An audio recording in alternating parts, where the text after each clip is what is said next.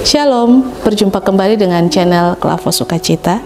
Hari ini saya akan membagikan bagian firman Tuhan. Namun sebelum kita membaca, mendengar, dan merenungkan firman, mari kita berdoa. Bapa, di dalam nama Tuhan Yesus Kristus, kami bersyukur oleh karena penyertaan dan perlindungan-Mu bagi kami ketika kami tidur di sepanjang malam dan kami diberi hari yang baru. Melangkah di hari ini, kami akan membaca, mendengar, dan merenungkan firman. Tuhan, tuntun kami dengan kuasa Roh-Mu Kudus sehingga firman-Mu tersingkap bagi kami, dan dalam penyingkapan akan firman-Mu, kami diperlengkapi untuk menjalani segenap kehidupan, kerja, dan karya kami sepanjang hari ini.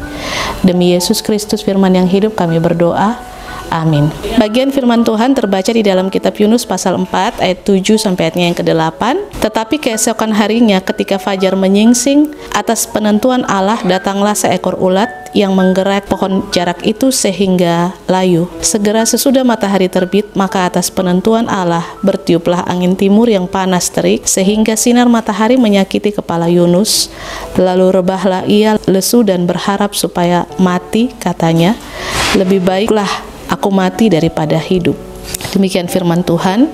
Dikatakan berbahagia adalah setiap kita yang telah membaca, mendengar, merenungkan, dan melakukan firman di dalam kehidupan setiap hari. Pemirsa channel Klavos Sukacita, tema kita di hari ini, Allah mengasihi semua orang. Dari kisah Yunus yang sangat dramatik ini, kalau kita baca pada pasalnya yang pertama, dikisahkan bahwa Yunus lari dari panggilan Tuhan untuk menyampaikan kabar penghukuman kepada bangsa di Niniwe, dan lalu kemudian ia merancangkan sebuah perjalanan, tetapi dalam perjalanan tersebut datang badai, angin yang besar menimpa kapal, sehingga akhirnya Yunus harus mengaku di hadapan setiap orang bahwa dia adalah orang Ibrani yang takut Tuhan, dan kemudian dia dibuang ke laut. Oleh penentuan Tuhan, datanglah seekor ikan besar dan menelan dia dalam perjalanan dan membawa dia ke tempat di mana dia harus memberitakan tentang apa yang Allah telah kabarkan kepada bangsa Niniwe. Dari apa yang Yunus alami, sebenarnya Yunus sudah harus bisa belajar bahwa Allah memberi kepada dia sebuah kesempatan. Walaupun dia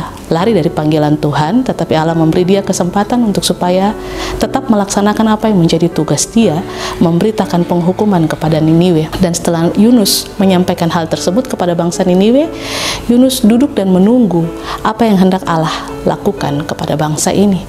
Tetapi karena apa yang disampaikan oleh Yunus kepada bangsa Niniwe, bangsa ini bertobat. Bangsa ini, rajanya dan semua masyarakat di dalamnya, rakyat di dalamnya, dan bahkan ternaknya, mereka semua berpuasa dan mereka semua mengaku dosa mereka di hadapan Tuhan, sehingga pada akhirnya Allah berbelas kasihan kepada bangsa Niniwe, dan kemudian Allah mengampuni Niniwe. Hal yang terjadi kepada bangsa Niniwe ini membuat Yunus sangat kecewa, sebab Yunus merasa bahwa dia sudah lari, dia sudah meninggalkan, tapi kemudian dia kembali dan Allah justru mengampuni bangsa ini setelah apa yang sudah Yunus lakukan. Itu yang dipikirkan oleh Yunus atas kekecewaannya kepada Allah. Karena itu Allah menumbuhkan sebatang pohon jarak melampaui kepala Yunus untuk menaunginya agar ia terhibur. Dan keesokan harinya ketika fajar menyingsing, atas penentuan Allah datang seekor ulat yang menggerek pohon jarak itu sehingga layu. Dan sesudah matahari terbit, maka atas penentuan Allah bertiuplah angin timur yang panas terik sehingga sinar matahari menyakiti kepala Yunus. Lalu rebahlah ia lesu dan berharap supaya mati, katanya, lebih baik aku mati daripada hidup.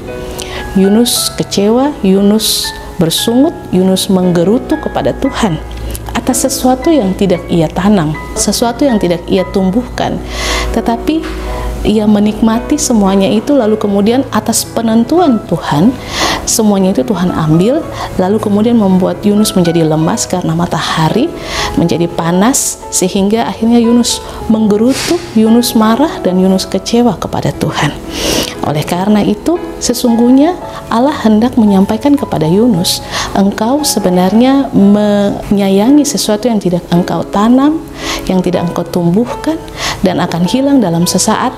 Engkau menjadi kecewa dan merasa kehilangan. Bagaimana dengan Allah yang sudah menghadirkan manusia ke dalam dunia, menjaga, merawat, memelihara kehidupan manusia dengan tahun-tahun hidup mereka, Tetapi kemudian manusia itu berbalik kepada Allah setelah mereka mengakui segala dosa dan salah. Apakah Allah tidak mengasihi?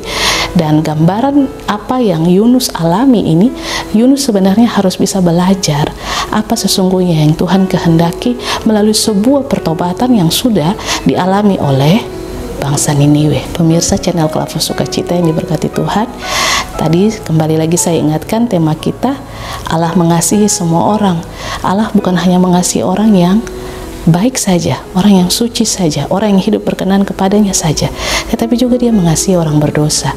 Itu terbukti Allah mengutus anaknya Yesus Kristus datang ke dalam dunia menjadi sama seperti manusia dan menebus dosa manusia. Itu karena kasih Allah. Allah mengasihi semua orang. Allah mengasihi saya, Allah mengasihi semua pemirsa channel Klavos Sukacita.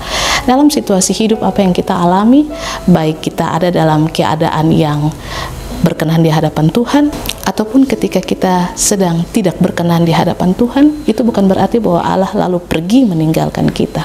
Allah tetap mengasihi dan Ia terus menunggu kita. Cara Ia menunggu tidak diam begitu saja. Ada pemberita-pemberita firman, ada hamba-hamba Tuhan yang menyampaikan firman. Kita bisa mendengar firman Tuhan, kita bisa membaca firman Tuhan yang kemudian mengarahkan kita, menuntun kita supaya kita lebih mengingat Tuhan, kita lebih mengenal Tuhan, supaya kita lebih percaya kepada Tuhan akan kuasanya, supaya kita kembali kepadanya dan tidak menyia-nyiakan kehidupan kita kepada dunia ini. Itu cara Tuhan dengan mengasihi kita. Karena itu jangan kita sia-siakan kasih-Nya itu dalam kehidupan kita dengan membiarkan diri kita terlena ataupun mengikuti keinginan-keinginan dunia. Tetapi marilah di dalam menjalani hari-hari kehidupan kita melalui anugerah yang Tuhan karuniakan kepada kita, kita berjalan dalam terang kasih-Nya, kita percaya akan kuasa-Nya, dan kita memberi seluruh kehidupan kita melalui anugerah yang Tuhan beri itu untuk hidup dan mendengar firman dan melakukan firman. Selamat menapaki hari hidup kita, dan percayalah bahwa apapun yang kita jalani di sepanjang hari ini, ketika kita mengandalkan Tuhan dan terus meresponi kasih-Nya, maka kita akan terus melihat hal-hal luar biasa yang Tuhan buat dan nyatakan melalui kita bagi sesama dan dunia ini. Tuhan memberkati kita dengan firman-Nya. Amin. Mari kita berdoa. Terpujilah nama-Mu Tuhan, yang firman-Mu telah kami baca, dengar, dan renungkan. Kami percaya kasih Allah untuk semua orang, bagi kami dan setiap orang yang terus mencari Engkau, tetapi pun juga yang berjalan terkadang menurut keinginan dan hawa nafsu diri sendiri. Kasih-Mu tak pernah berkesudahan. Engkau selalu menanti kami, dan Engkau selalu menjaga kami di sepanjang perjalanan kehidupan kami. Biarlah Engkau terus bersama dengan kami, bersama dengan keluarga kami, bersama dengan semua orang yang punya kami, yang jauh maupun yang dekat. Dan biarlah kuasa dan kasih-Mu senantiasa Engkau nyatakan bagi kami lewat setiap kerja, karya, dan tanggung jawab kini dan selama-lamanya. Amin. Shalom, Tuhan memberkati kita.